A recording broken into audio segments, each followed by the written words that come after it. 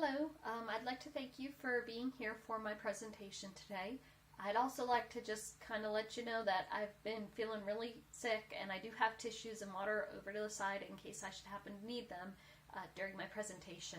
So when I'm sick, it tends to be because I have so much going on in my life that I just feel worn down and my immune system lowers and I become sick. And most of that is due to stress. Now, my study is not about being sick, but it is about stress and the different kinds of stress that a traditional student and a non-traditional student experience in their lives. For the purpose of this study, a traditional student is defined as a high school senior who graduates high school and then starts college in the fall. For the purposes of this study, a non-traditional student is defined as somebody who is 25 or older, who has taken that time off between high school before going back to college, and somebody who typically has other responsibilities in their life other than just being a student. Some of these responsibilities could be a full-time job, being a parent, any kind of thing that would create a role conflict with being just a student in their life. So in this study, I was interested to find out who had higher stress levels. Now, each category of student, whether they are traditional or non-traditional, have unique experiences to their age category and their group that will cause them very specific stress in their lives. When we look at older adults who are 25 and older, typically for them, their stress comes from what is considered role conflict. And that's anything in their life that would compete against another role in their life. So my hypothesis is, knowing how many things older students have going on in their lives, that they would have more stress than non-traditional students would when they are just free to be a student. So in my methods section, my participants were 50 participants, and they came from the SONA Research Lab on Tarleton State University and the Navarro College Higher Education Center in Midlothian. Now, everybody had the same opportunity to take the survey online, which meant that they didn't have to be in any particular place to take it. That was not controlled. And then they also had they were given a time frame of the study would take about 15 minutes for them to complete, but they ultimately had no time limit on how long it would take them to complete the study. So out of my participants, 34 of my participants were female and 16 participants were male. Now, my traditional students, they scored in the moderate levels on the perceived stress scale.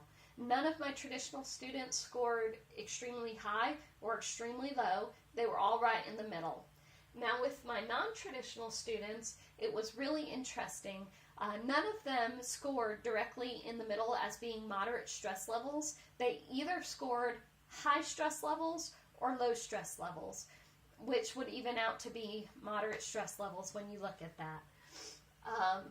Now, when the pool of participants were surveyed, they were asked some demographic questions such as age, which was important for the study, gender, and kind of things like that. But the part that I was really interested in was their perceived stress levels that they felt that they had. So for the perceived stress scale that was given to them, there was a total of 10 questions, and then they were given the option to rank how they felt they perceived their stress for the question on a scale of 1 to 4, with 1 being low and 4 being high. And then 2 was somewhat, 3 was getting there, and of course 4 again high. So when the scores were ranged, when they were all added up and the scores were ranging from 0 to 13, that was considered low stress. When the scores were added up and they ranged from 14 to 26, that was considered moderate stress. And then when the scores were ranging from 27 to 40, that was considered high stress for the student. Now, I have all of that put out here in these charts. so that you can see where these stress levels kind of ended up in a visual display of each class of student. You have your non-traditional and your traditional students on the perceived stress scale. Now, when I come to my results section, what I ended up with in my results is not exactly what I had expected. When a parent is experiencing role conflict in their life, it tends to be focused around their children.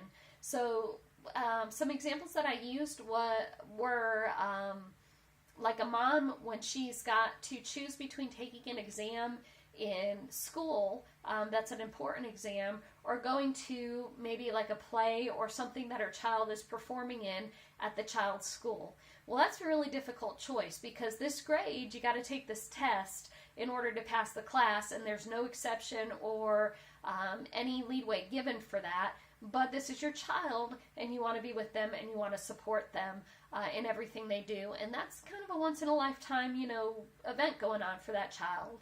Another example I used was for a man who potentially could have a business-altering, career-advancing dinner meeting that he was invited to.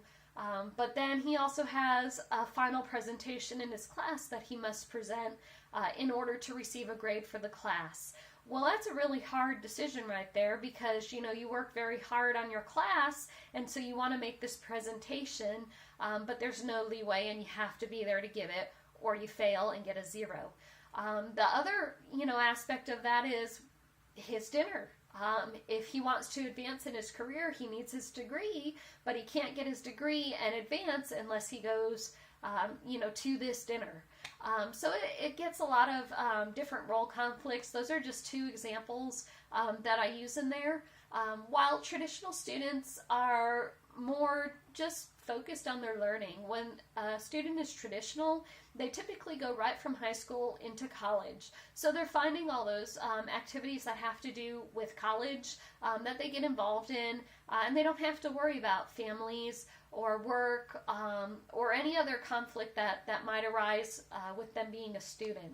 Now, that doesn't mean that they don't have unique stresses of their own, because some of the research that I came across stated that these traditional students actually do face a lot of stress, and a lot of that stress comes from being in that new place and having to go to these parties and meet new people, which was a tremendous stress for them.